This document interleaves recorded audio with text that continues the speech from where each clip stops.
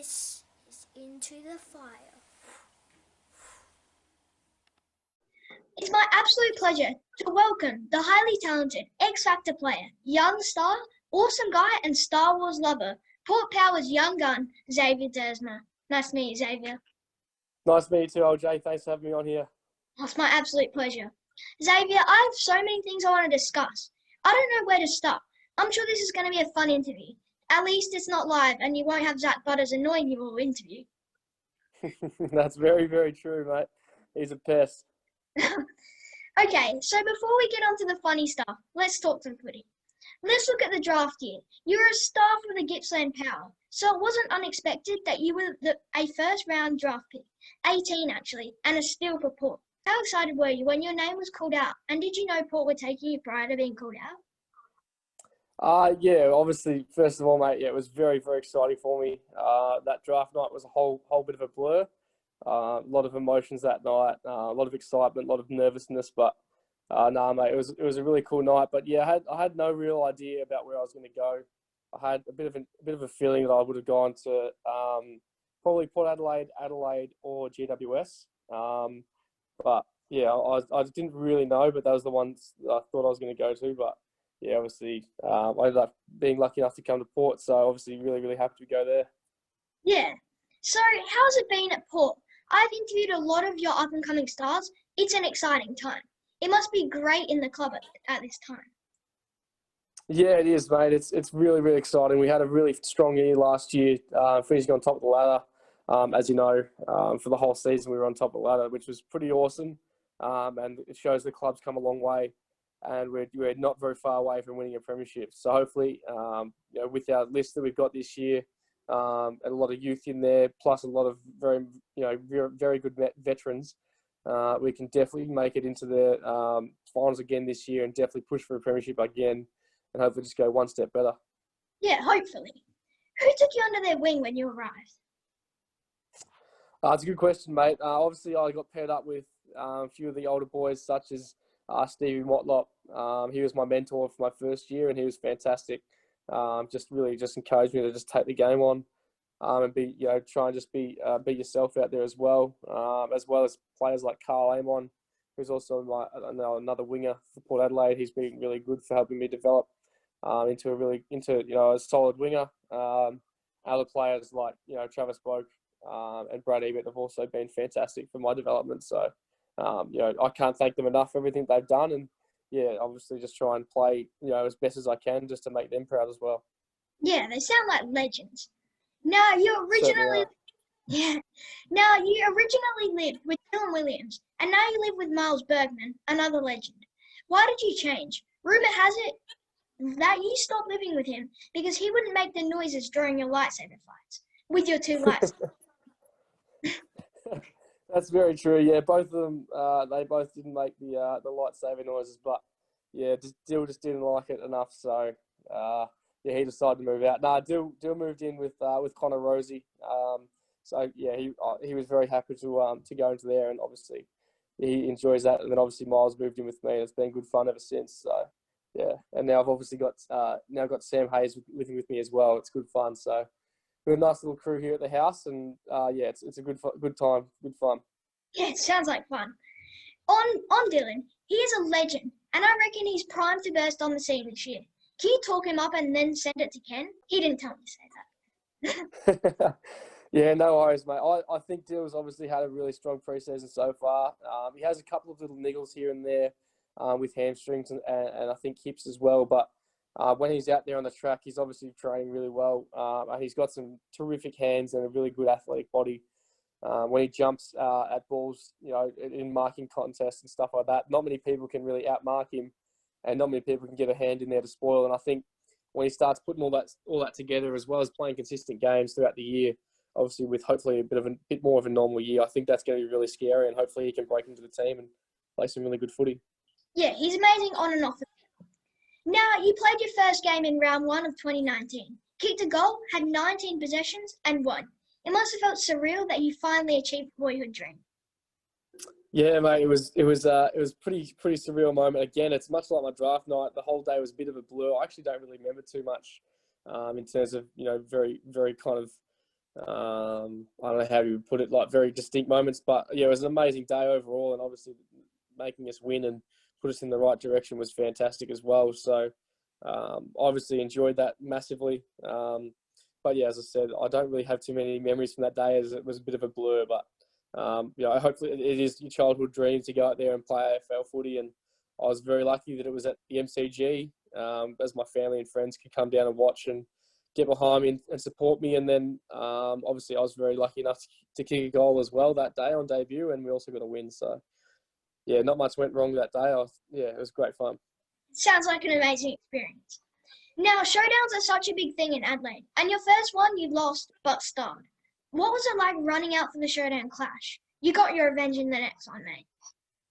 Yeah, it was a big clash, and obviously it is massive here in Adelaide and South Australia. That when Port Adelaide take on Adelaide Crows, it is a massive event and kind of shuts down the whole city. And it certainly did feel like that. The build up to it was pretty cool. Lots of people, newspapers, the news, everything, like the whole week it was just buzzing and everyone was talking about it. And then obviously we had some club legends come in as well, such as Chad Collins and stuff, and tell us the meaning of playing these guys and actually beating them and taking the contest up to them. And it's a massive week for everyone involved. And yeah, obviously we didn't get the job done that first time, but the second time we got our revenge, and it was really good fun. And hopefully we can keep doing it for the next few years. That'd be lovely. Yeah, they were both pretty good games. You have so much flair, and you are so exciting. I love watching you on the wing, and being that's where I play, I look up to you in more than height. One of the boys wanted me to tell you that no one 70 kilos is allowed in there with them. I love you on the wing anyway. Where do you see your future? Yeah, thanks, mate. I recommend the wing as well. It's a good position, and obviously, yeah, it's good fun out there. You can certainly show your wheels and show your flair. That's for sure. So hopefully you can do that as well, mate. I wish you all the best.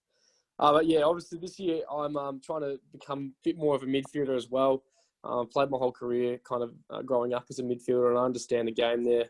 And I'm trying to develop now as an AFL footballer. It's a lot different to playing midfield when you're growing up, and there's a lot of things you have to learn. And I'm getting some really good advice and stuff from coaches, but also some players such as Travis Boak and Tom Rockcliffe, who are two stalwarts of that position. So if I can just learn some things from them and hopefully apply that to my game, I think I can really take the next step for what I'm trying to achieve. But at the same time, I am also playing predominantly as a winger, but I think you'll probably see me a bit more this year in the midfield as well. Yeah. So COVID sucks and has had an impact on all of us. What was hub life like? The boys tell me it didn't improve your table tennis though. Yeah, no, my table tennis isn't awesome. I'm able to beat my brothers back home, but unfortunately they're not very good competition and preparing me for the boys up in the hub. Yeah, I'm not very good at table tennis, but I do enjoy just getting a bit of table tennis and a bit of pool going. It's always good fun. But the hub was a bit interesting. We were only there for I think 2.5 or 3 weeks, I think from memory, up in Gold Coast. But it was pretty nice weather, etc. up there. But obviously we were very, very restricted in what we could do. So it wasn't always as glamorous as it sounds. It could be pretty dull and pretty boring on some days, and we had no freedom really. So it wasn't great all the time. And then same thing when we came back to South Australia. We got to live at home, but at the same time we were basically not allowed to leave really unless we were going to training or going to the shops. So it can be hard, and obviously I didn't get to see my family for a good 7.5, 8 months as well, which doesn't make it easy either. But obviously you got through, and the other boys are all in the same boat. So that's just how it is, and we got through, and we really took the challenge on, and we finished on top of the ladder, which shows how resourceful and how how resilient we were. So hopefully we can apply that to this year, and we'll go even better. Yeah, and I think we can both agree that COVID sucks. Yeah, I think we can definitely agree, and hopefully it goes away soon. Hopefully. I love the celebrations, mate. Don't go changing, buddy. Why the bow and arrow, and where did it come from? Yeah, mate, I don't think it'll go away too far. As long as I kick goals this year, you'll probably see it.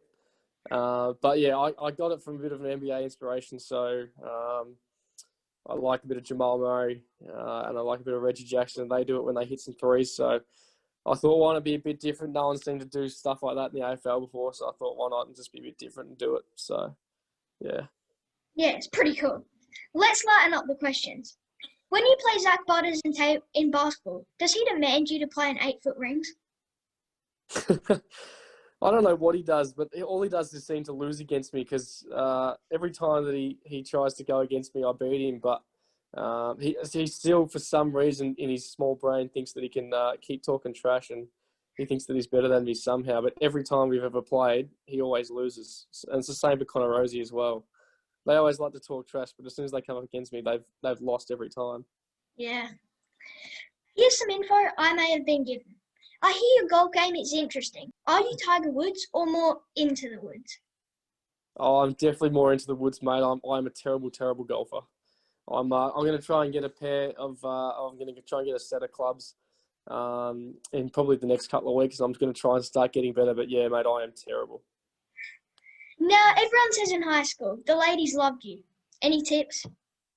I don't know where you heard that source from, but I suppose as long as you treat girls like you would treat your mum, then you're going to go a long way.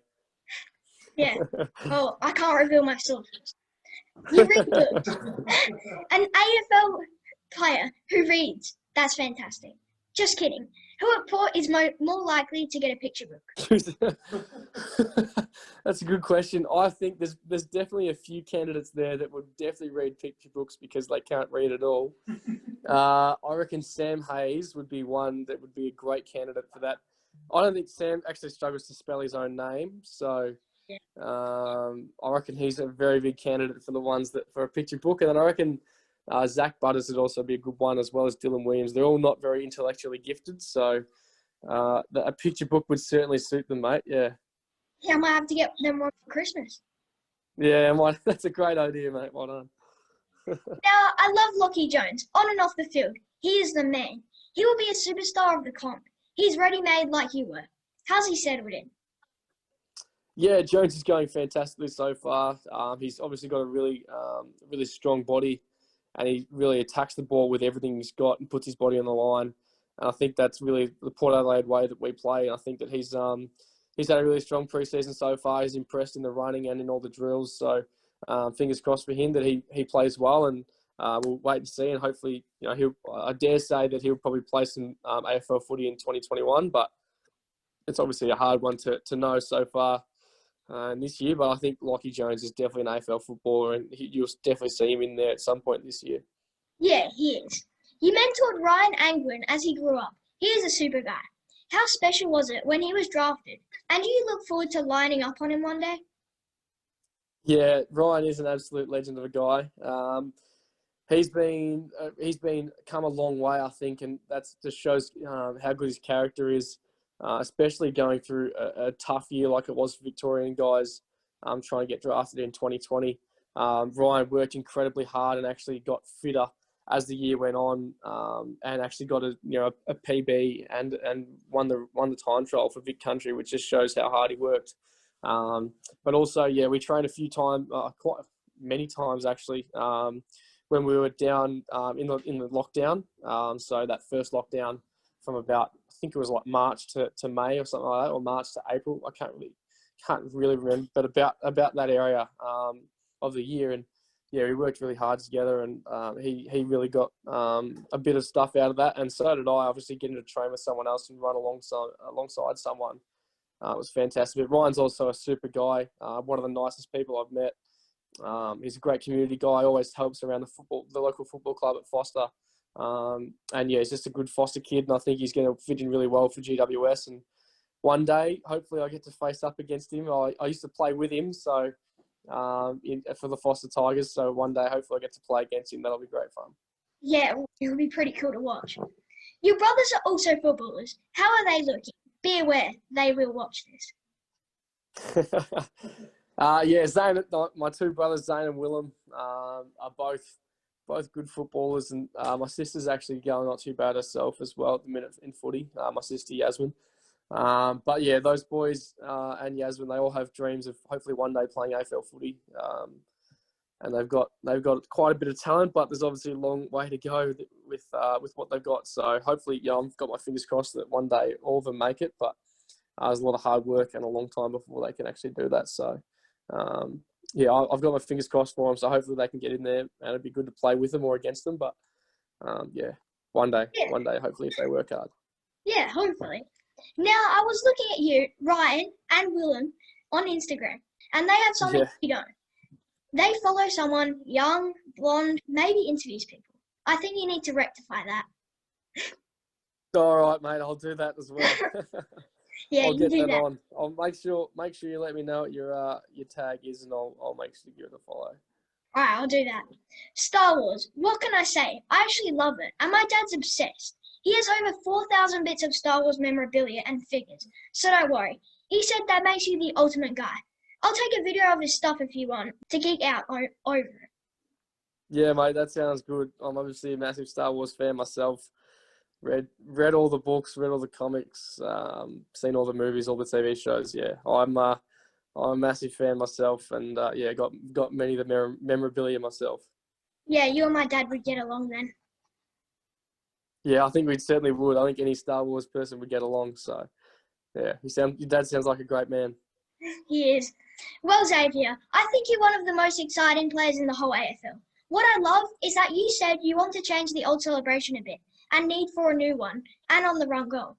I have just the thing that complements the bow and arrow, and I know you love a celebration, so you can have mine, the Into the Fire.